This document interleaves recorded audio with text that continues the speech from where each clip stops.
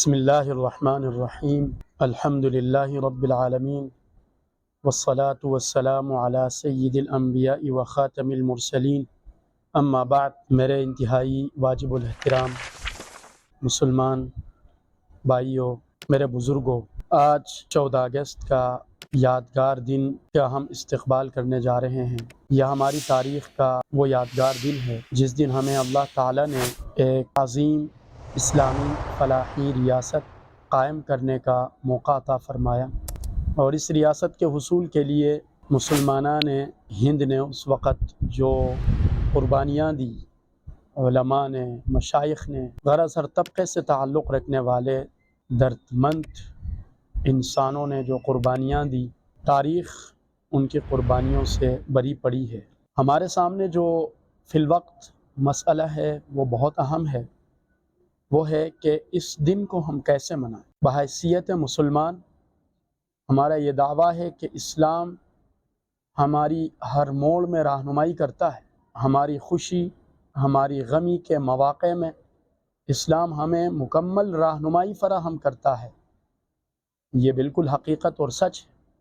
اسلام آفاقی دین ہے، اور یہ ہر لمحہ، ہر موڑ پر، ہر موقع اور مقام پر اپنے ماننے والوں کی مکمل و صاف رہنمائی کرتا ہے۔ تو اب ہم دیکھتے ہیں کہ ایسے موقع پر جب اللہ نے ایک عظیم نعمت ہمیں عطا کی ہے، اس موقع پر ہمیں کیا کرنا چاہیے، کس طرح اس نعمت کا شکر ادا کرنا چاہیے، کس طرح اپنی خوشی کا اظہار کرنا چاہیے۔ اس حوالے سے جب ہم نبی کریم صلی اللہ علیہ وسلم کی مبارک زندگی پر نظر دوڑاتے ہیں، آپ صلی اللہ علیہ وسلم کی زندگی میں ایک درخشان باب ہمیں ہجرت کا نظر آتا ہے۔ نبی کریم صلی اللہ علیہ وسلم اپنے صحابہ کرام رضی اللہ عنہم اجمعین سمیت مکہ مکرمہ سے مدینہ طیبہ تشریف لائے، تو وہاں پر آپ صلی اللہ علیہ وسلم نے بہت سارے مناظر دیکھے۔ ان میں سے ایک موقع آپ صلی اللہ علیہ وسلم نے یہ بھی دیکھا کہ یہودی 10 محرم الحرام کو اہتمام سے روزہ رکھتے ہیں۔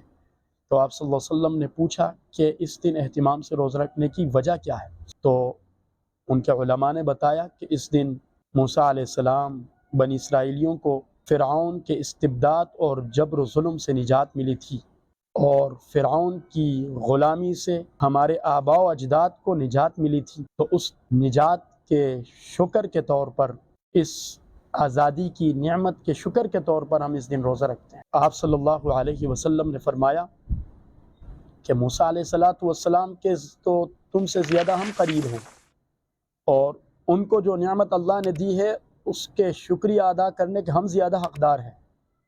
عبداللہ ابن عباس رضی اللہ عنہما فرماتے ہیں خود بھی آپ صلی اللہ علیہ وسلم نے روزہ رکھا اور ہمیں بھی روزہ رکھنے کا حکم دیا۔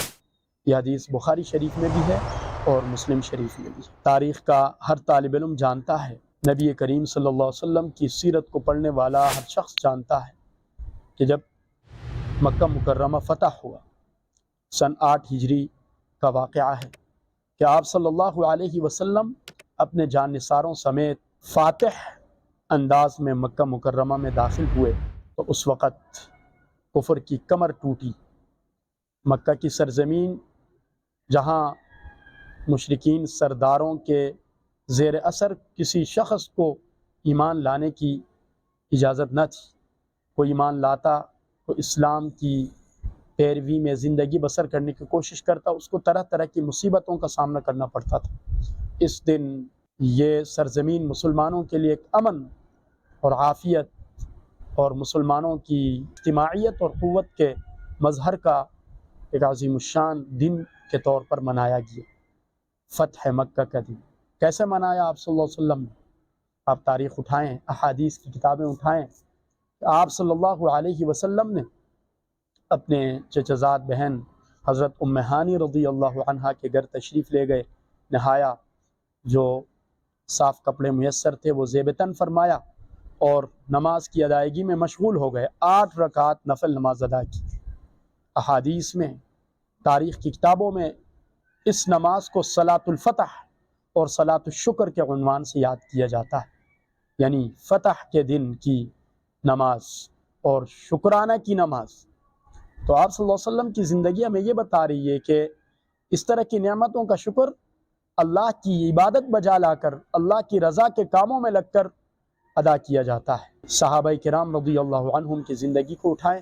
حضرت سعد بن ابی وقاص رضی اللہ عنہ نے جب مجاہدین کی سربراہی کر رہے تھے، کمانڈر تھے، مدائن کو جب فتح کیا، وہاں کے قلعوں کو اور وہاں شہروں کو فتح کیا، تو اس موقع پر بھی آپ نے اپنے ساتھیوں سے، اپنے مجاہدین سے یہی کہا کہ شکرانے کے طور پر یہ 8 رکعات نفل ادا کیے جائیں، اور صحابہ کرام کی زندگی میں یہ چیز ہمیں ملتی ہے۔ اس کو صلاۃ الفتح کہا جاتا ہے۔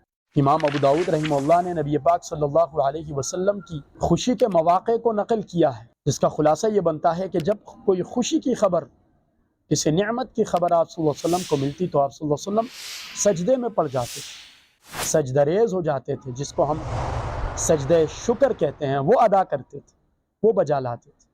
تو آپ صلی اللہ علیہ وسلم کی زندگی، اسلام ہمیں یہ کہتا ہے کہ ہم اس عظیم نعمت کا شکر اللہ کی طرف متوجہ ہو کر اللہ کی بندگی بجا لا کر ادا کریں، اور سب سے بڑی بات، جو نعمت ہمیں جس مقصد کے لیے ملا تھا، ہم اس مقصد کی تکمیل کی کوشش کریں۔ اس پر انشاءاللہ بات ہوگی آگے چل کر کہ کیا تقاضے ہیں اس نعمت کے، وہ کیسے پورے کیے جا سکتے ہیں۔ سر دست ہم یہاں 14 اگست کیسے منائیں، اس عنوان کو لپیٹنے کی کوشش کرتے ہیں کہ ہم نبی پاک صلی اللہ علیہ وسلم کی زندگی کو دیکھیں، روزہ رکھنا، نوافل کی ادائیگی، اور صحابہ کرام کی زندگی کو دیکھیں، وہ اللہ کی عبادت میں مشغول ہو کر اس طرح کی نعمتوں کا شکر ادا کرتے تھے۔